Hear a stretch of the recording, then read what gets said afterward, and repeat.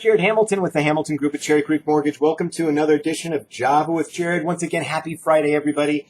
Hope you guys are doing good. Well, rates finished the week once again better than where they ended last week. So the rally just kind of continued here after the Federal Reserve made their decision to increase interest rates. Now, that sounds counterintuitive, but as I've talked about before, when the Federal Reserve actually increases credit, it curbs the potential for inflation in the future. Inflation is interest rates' arch enemy, and because inflation prospects might be diminished in the future, that can obviously help interest rates, and we're seeing that continue, and we've actually broken above or through some resistance levels. So the good news is interest rates are continuing to do pretty well, and hopefully making back some of the ground that they lost on the previous about 3 weeks after or before the Federal Reserve actually made their decision to increase rates.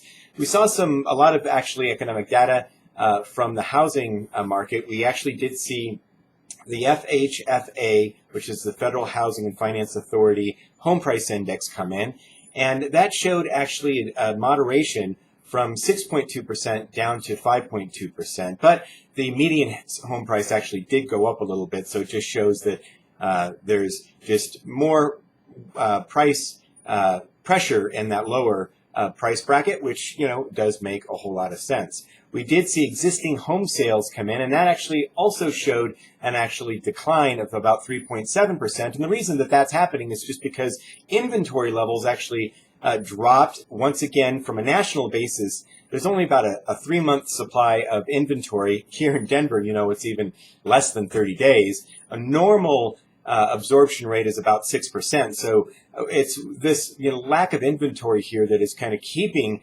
people from actually going under contract, just because people can't find a house to put under contract, or they're getting a little bit discouraged, which we're just seeing a lot also here in Denver.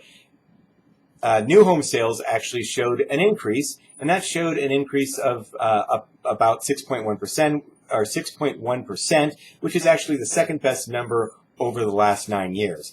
Now, what's going to be happening in the future is really all dependent upon what happens in Congress. All eyes are on the Capitol here with what's going to be going on with the repeal and replace of the Affordable Health Care Act.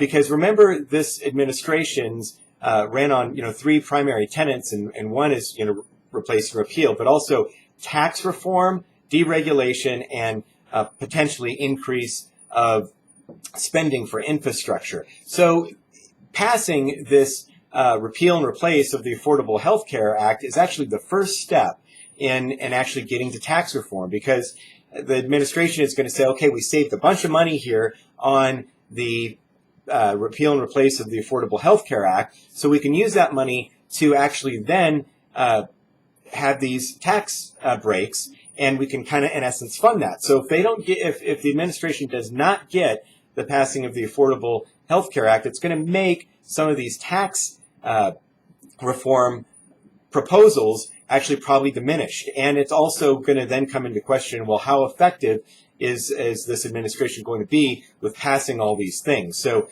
and if things don't go well, the stock market, more than likely, because it was rallying based upon all these things happening, and that would be good for the economy, stock market probably wouldn't like it, and then there would be a flight to quality. So again, all eyes are going to be on Capitol Hill here, and what happens today on this vote and in the days to come. Then it's got to go through the Senate as well.